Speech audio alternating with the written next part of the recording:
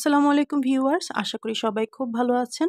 আমার চ্যানেলে সবাইকে অনেক অনেক স্বাগত জানাচ্ছি আমাদের ঈদের ব্লগটি দেখার জন্য। যদিও ঈদ চলে গেছে, বেশ কয়েকদিন হয়ে গেছে, তবে ঈদের আমেজ কিন্তু এখনো কাটেনি। তাই ব্লগের শুরুতে সবাইকে ঈদের শুভেচ্ছা জানাচ্ছি। আর ঈদের দিন যেহেতু আমার আম্মার বাসায় সকাল থেকে রাত পর্যন্ত সারাদিন দাওয়াত ছিল, তাই সকাল সকাল সবাই রেডি হয়ে চলে গেছি আম্মার বাসায়। মাইশা মানহার বাবা আর ওদের নানা ভাই চলে গেছে ঈদের জামাত পড়তে।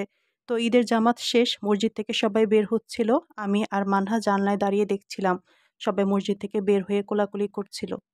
আর এই তো এদিকে মাইশা মানহার বাবা ঈদের জামাত পরে চলে এসেছে।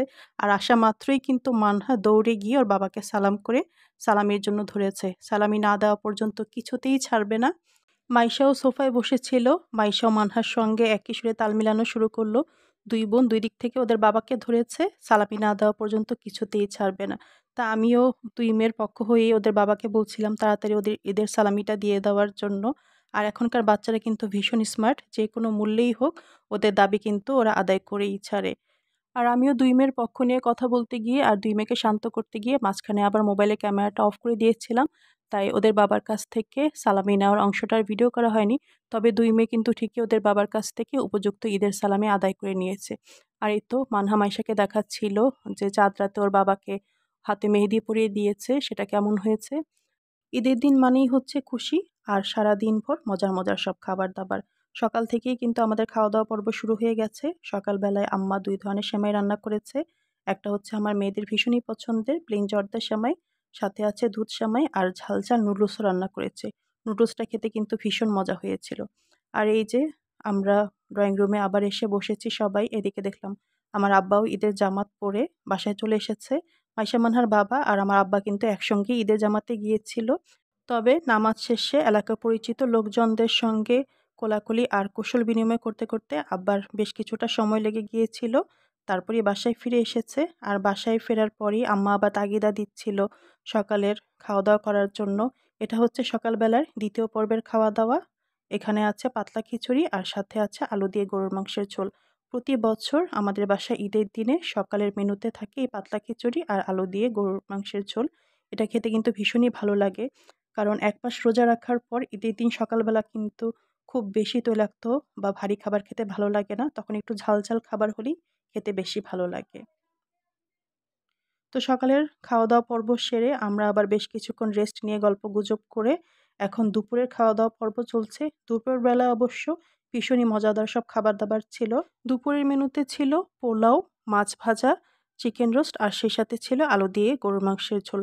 আম্মা অবশ্য আরও অনেক কিছুর আয়োজন করতে চেয়েছিল, কিন্তু আমরাই বাধা দিয়েছি।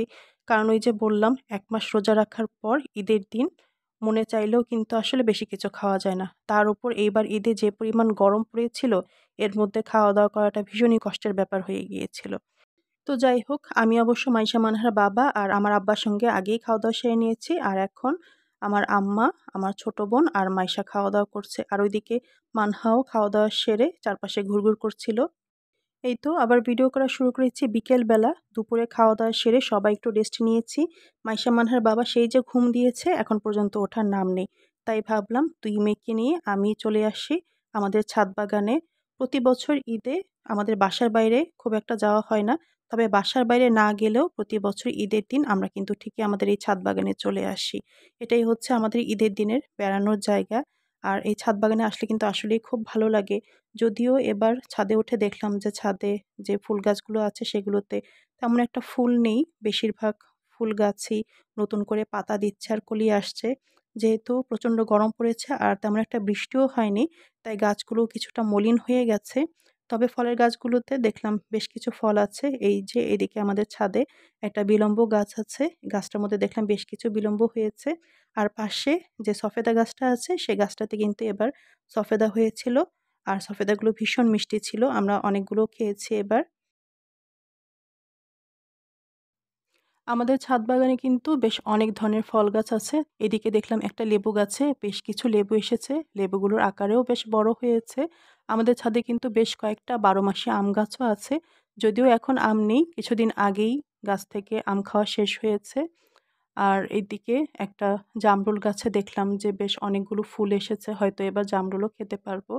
এছাড়া এদিকে ডালিম গাছ আছে। ডালিম গাছেও ছোট, ছোট সাইজের কিছু ডালিম আছে। আতা গাছেও দেখলাম বেশ অনেক ফুল এসেছে। যদিও এখন পর্যন্ত কোনো আতা ফল হয়নি। দুটো আমড়া গাছেও দেখলাম ছোট, ছোট কিছু আমড়া ধরে আছে। আর এই যে আনারস গাছে একটা আনারসও দেখতে পেলাম। বেশ কয়টা আনারসও কিন্তু আমরা আমাদের ছাদ বাগান থেকে খেয়েছি। আনারসগুলো সাইজে ছোট হলেও বেশ মিষ্টি স্বাদের। কামরাঙ্গা গাছে হয়তো কিছুদিন পরে ফুল আসবে, তারপর কামরাঙ্গাও ধরবে। এবারে ঈদে অফিস আদালত আর ব্যবসায়িক প্রতিষ্ঠানগুলোতে কিন্তু বেশ ভালোই ছুটি পাওয়া গেছে। তাই মনে হয় বেশিরভাগ লোকজনই এবার আপনজনদের সঙ্গে ঈদ করার জন্য গ্রামের বাড়িতে চলে গেছে। অন্তত আশেপাশের ছাদগুলো দেখে সেটাই মনে হচ্ছিল। বিগত বছরগুলোতেই ঈদের দিন বিকেলবেলা যখন ছাদে উঠতাম, দেখতাম আশেপাশের বিল্ডিংয়ের ছাদগুলোতে ছেলেমেয়েরা ছাদে উঠে ঘোরাঘুরি করত, নানা ভঙ্গিতে ছবি তুলত। এবার বিকেলে ছাদে উঠে দেখলাম আশেপাশের বিল্ডিংয়ের ছাদগুলো একদমই ফাঁকা, কাউকেই দেখতে পেলাম না।